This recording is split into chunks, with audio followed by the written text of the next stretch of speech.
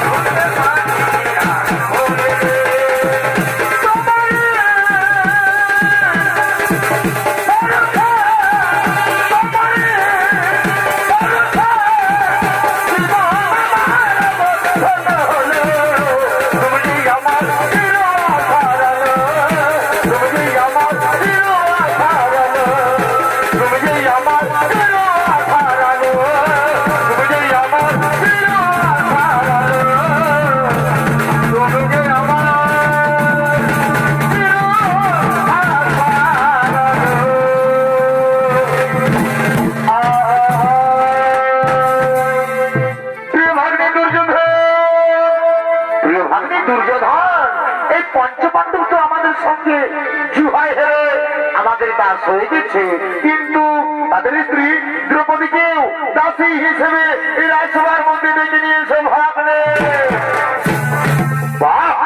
চমৎকার মামাশ্রী, চমৎকার ঠিক বলেছেন মামাশ্রী, তাই হবে মামাশ্রী, তাই হবে।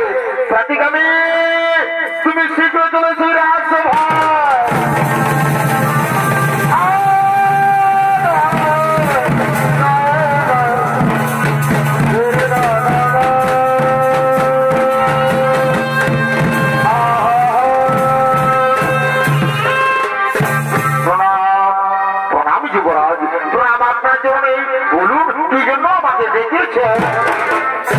বলে শোনো শোনো প্রতিগামী, তুমি যাও, তুমি শীঘ্র চলে যাও সেই দ্রৌপদীর কাছে, তাকে জানিয়ে দাও, তাকে জানিয়ে দাও যে দুর্যোধন তাকে জুহা জিতেছে।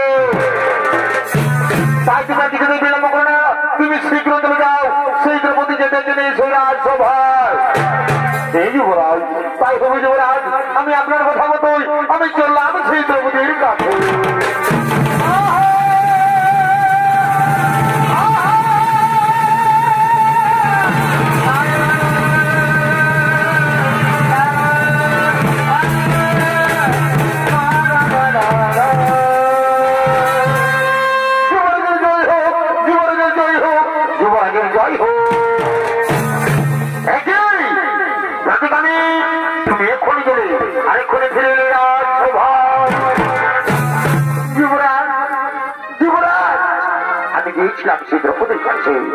আমি গিয়েছিলাম সেই দ্রৌপদীর কাছে, কিন্তু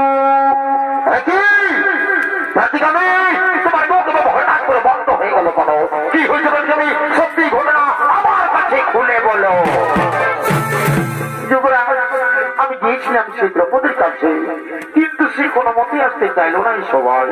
আমি অনেক অনেক চেষ্টা করলাম, কিন্তু সে কোনো মতে রাজি হলো না এই সভায় আসার জন্য। ওটা ছিল তোমার অহংকার, সে দুর্যোধনের কথা আসতে চাইল না।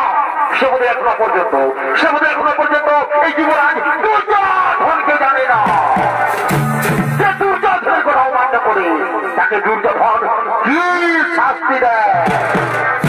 ওরে ভাই দুঃশাসন, ওরে ভাই দুঃশাসন, তুমি যে এখানে থাকো অত শীঘ্রই চলে এসো আমার কাছে।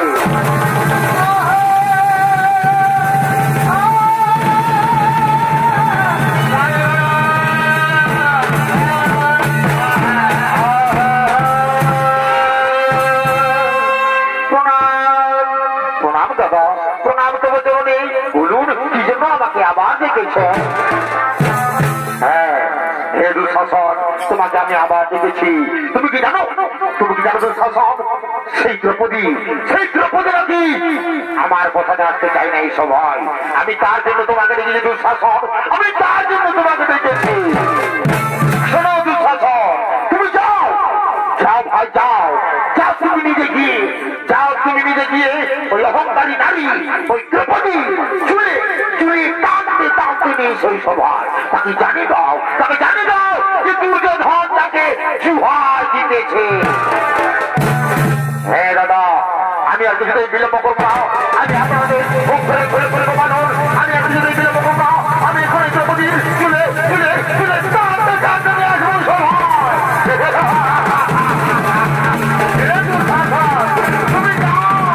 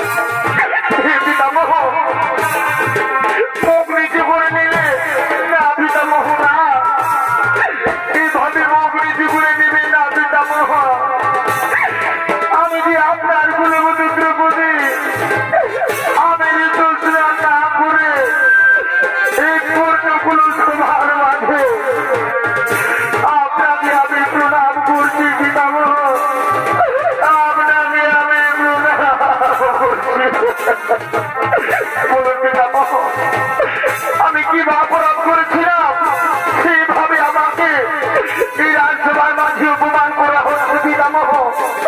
বলুন পিতামহ, আমার প্রশ্নের উত্তর দিন পিতামহ, আমার এই প্রশ্নের উত্তর দিন।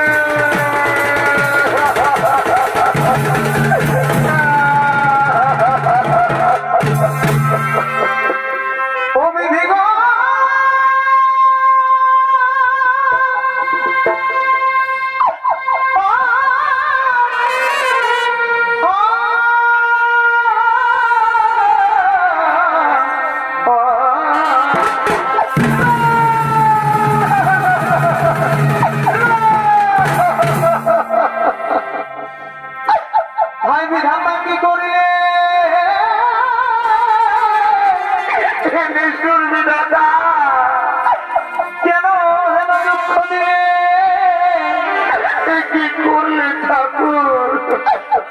তুমি জীবন না দিলে কেন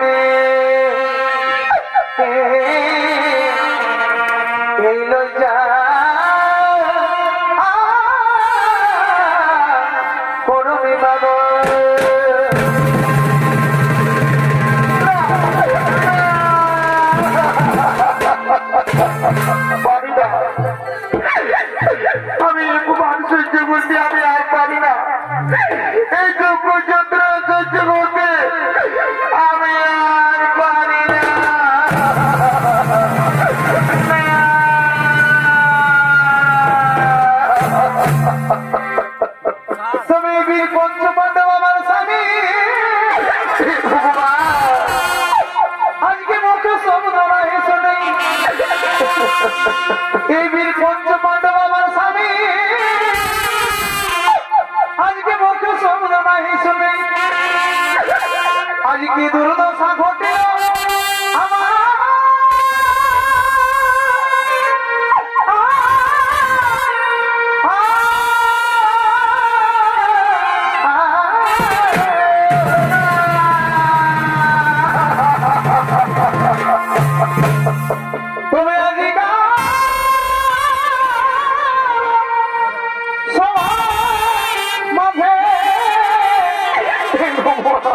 আমি বড় করি লাগে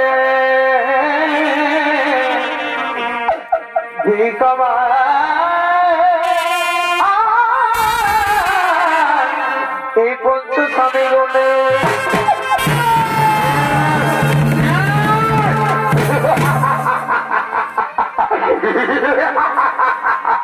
কি বললে সুন্দরী তোমার পঞ্চ পাণ্ডব স্বামী না না না না না না না না না না না শোনো সুন্দরী তোমার পঞ্চ পাণ্ডব স্বামী তোমাকে রক্ষা করতে পারবে না কারণ তুমি কি জানো সুন্দরী তোমার ওই পঞ্চ পাণ্ডব স্বামী না আমাদের সঙ্গে জিহাই হেরে আমাদের দাস হয়ে গেছে জানো সুন্দরী তোমার এই পঞ্চ পাণ্ডব স্বামী কি করেছে তোমার এই পঞ্চ পাণ্ডব স্বামী না আমাদের সঙ্গে জিহাই তোমাকেও হেরে গেছে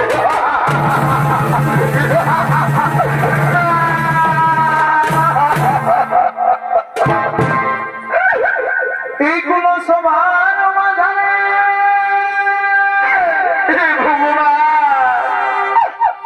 আমার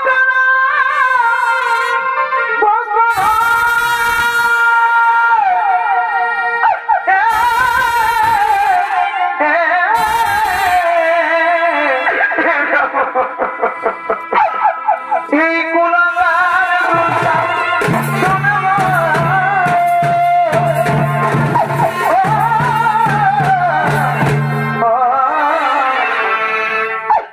রক্ষা করো রক্ষা করো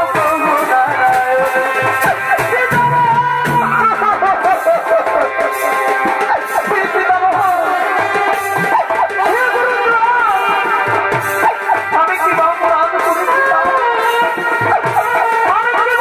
করেছিলাম যে আমি পূর্ণ আমাদের অপমান করা উচিত কেন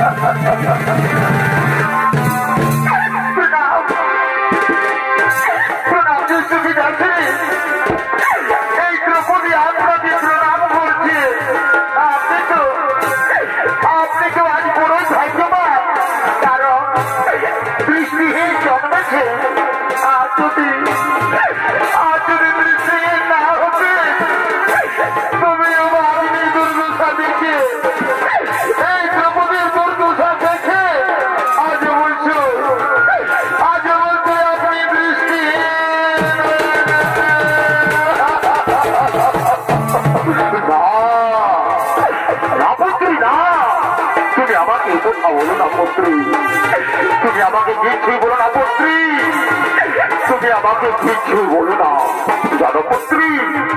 কারণ ওই দুর্যোধন পাশা খেলার সময় আমাকে কিছুই বলেনি, এবং ওই যুধিষ্ঠির পাশা খেলার সময় আমাকে কিছুই বলেনি। তাই পুত্রী তুমি আমাকে কিছুই বলো না পুত্রী, তুমি আমাকে কিছুই বলো না, তুমি আমাকে কিছুই বলো না।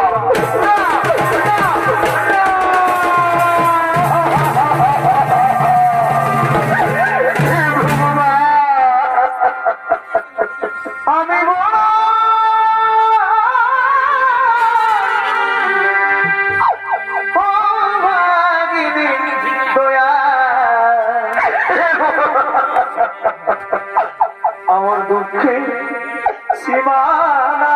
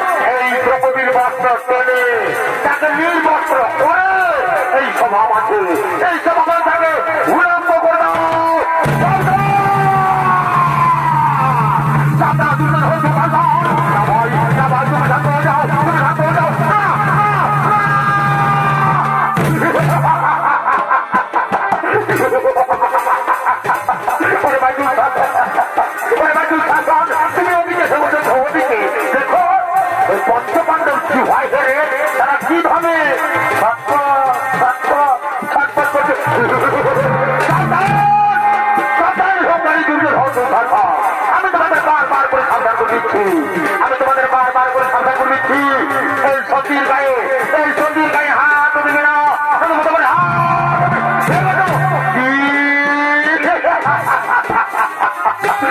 ছোট মুখে বড় কথা, আরো বলেছি না হাত ভেঙে দেবে এই দুর্যোধনের আর এই দুঃশাসনের, তোমরা হাত ভাঙবে, তোমাদের বাহুদলের ছোট দেবে, তাই না? আর কি বলছো ভীম? সতী, তোমাদের স্ত্রীকে তোমরা সতী বলছো? না না না না না না না, তুমি এখনো পর্যন্ত কিছুই জানো না। শোনো ভীম, সতী কাছে বলে তা বোধ হয় তোমরা জানো না। যে নারী পাঁচ জনের স্ত্রী হয়ে থাকে, যে নারী পাঁচ জনের স্ত্রী হয়ে থাকে, সেই নারীকে কোনোদিনও সতী বলা যায় না। তাকে কি বলে জানো? তাকে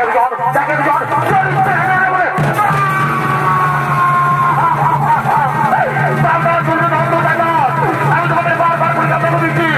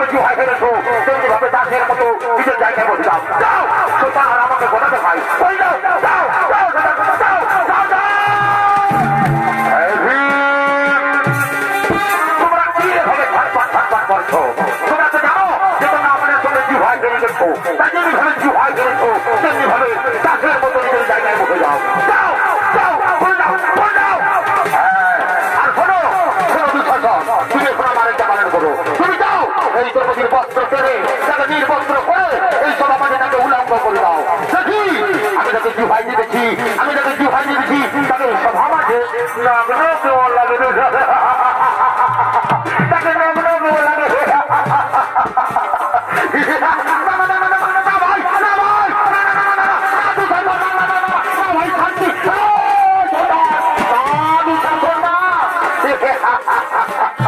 আমি তোমাকে জানি দুঃশাসন, তোমাকে যদি আমি একটু আদেশ দিই না, তুমি পঞ্চপাণ্ডবের তুমি কাউকে ছাড়বে না। আমি জানি দুঃশাসন, তোমাকে জানি ভাই, তাই বলছি ভাই শোনো, তুমি এখন আমার একটা পালন করো, কারণ ওই পঞ্চপাণ্ডব কারণ ওই ভীম আমাদের সঙ্গে জুয়াই হেরেছে না, তাই ছটপট করছে। যাও দুঃশাসন, তুমি এখন আমার একটা পালন করো। হ্যাঁ দাদা, আমি তো পূর্বে বলেছি আমি আমি এখন দ্রৌপদীর বস্ত্র টেনে তাকে নির্বস্ত্র করে আমি সভামাঝে উলঙ্গ করে দেব।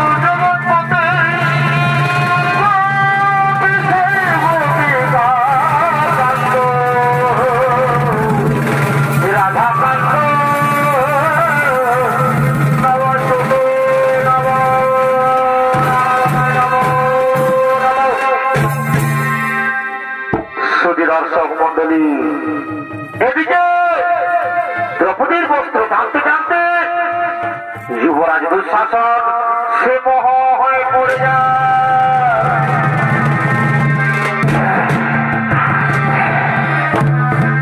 কারণ সত্যযুগের দিন গর্গমণি গঙ্গার জলে স্নান করছিলেন। এমন সময় সেই গর্গমণি গঙ্গার জলে স্নান করতে করতে তার গায়ের বস্ত্র জলের মধ্যে ভেসে যায়।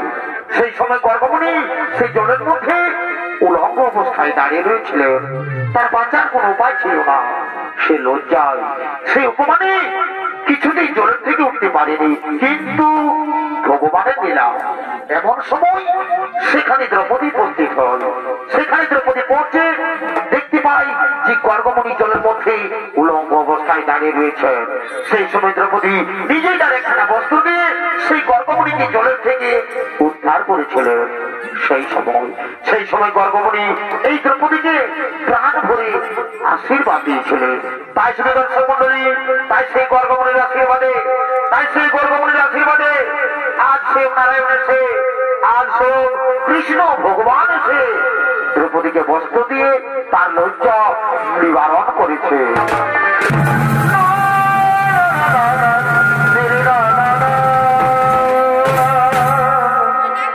আর এদিকে সেই দ্রৌপদী কাঁদতে কাঁদতে হস্তিনাপুর নরেশ মহারাজ ধৃতরাষ্ট্রকে বলছে,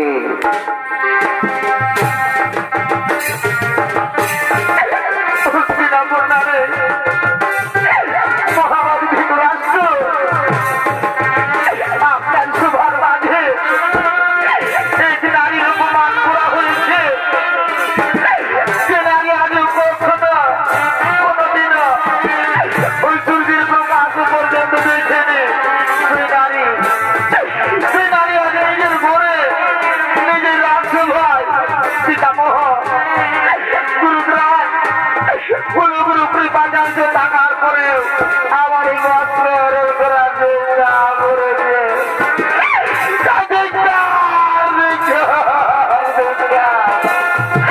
আমি ঘৃণা করি, আমি ঘৃণা করি।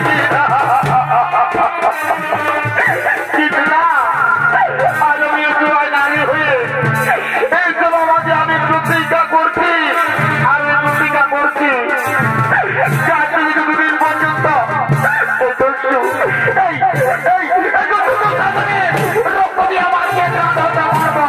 ততদিন পর্যন্ত আমি আমাকে তবে কোনোদিন বাঁচবো না। ওরে অহংকারী, ওরে পাপী, ওরে পাপী টাকা তোর রক্ত দিয়ে পারবো। ততদিন পর্যন্ত আমি আমাকে তবে কোনোদিন বাঁচবো না। আমি প্রতিজ্ঞা করে গেলাম মহারাজ, আমি প্রতিজ্ঞা করে গেলাম, আমি প্রতিজ্ঞা করে গেলাম।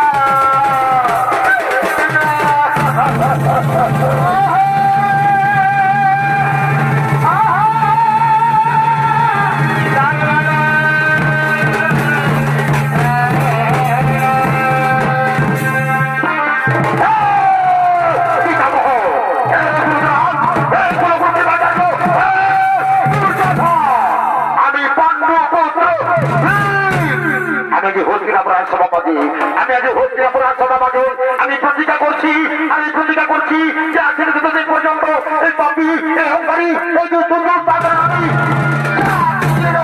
করতে পারি ততদিন পর্যন্ত আমি আমার পূর্বপুরুষের আমি কোনোদিন মুখ দেখাবো না। আমার পূর্বপুরুষের আমি কোনোদিন মুখ দেখাবো না। আমি আমি আমি আমি এই সভা থেকে আজ আমি প্রতিজ্ঞা করে গেলাম, আজ আমি প্রতিজ্ঞা করে গেলাম, আজ আমি এই প্রতিজ্ঞা করে গেলাম।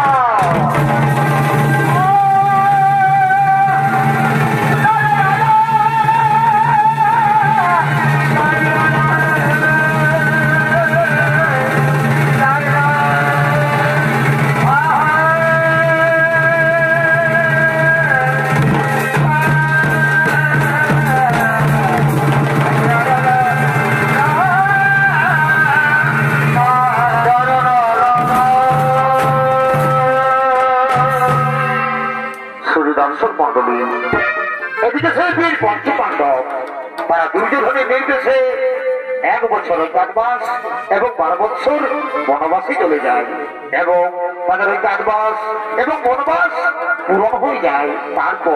তারপর এদিকে করত পক্ষ আর অন্যদিকে পাণ্ডব পক্ষ তারা যুদ্ধ করার জন্য চলেছেন সেই রণভূমির দিকে আপনাদের মহান রঙ্গমঞ্চে।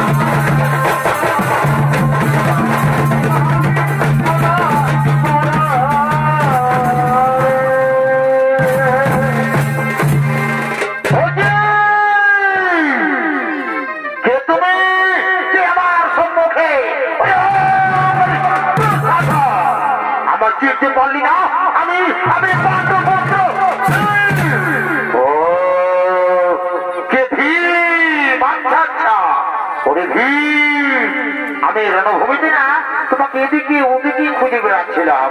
আমি ভেবেছিলাম যে তুমি রণভূমি ছেড়ে তোমাদের দ্রৌপদীর চুলের মধ্যে তুমি লুকিয়ে রয়েছ।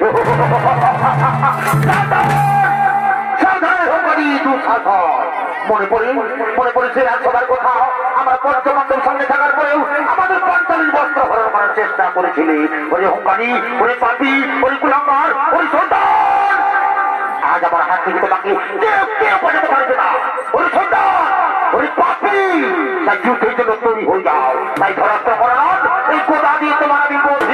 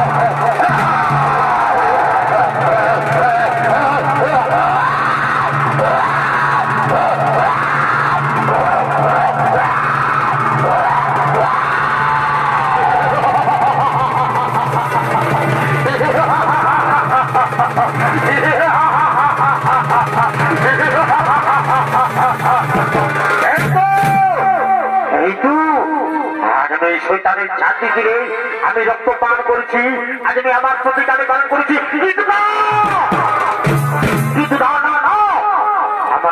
প্রতিজ্ঞা রয়েছে। সেই প্রতিজ্ঞা হলো আমাদের পাঁচালী সেই রাজসভায় প্রতিজ্ঞা করেছিল যে দুষ্টু দুঃশাসনের রক্ত দিয়ে তার পেট ধৌত করবে, কিন্তু না আর আমি আর একটুখানি বিলম্ব করবো না। আমি এই সেখানে ছাড় দিতে আমি রক্ত নিয়ে যাবো আমার দ্রৌপদীর পেট ধৌত করার জন্য।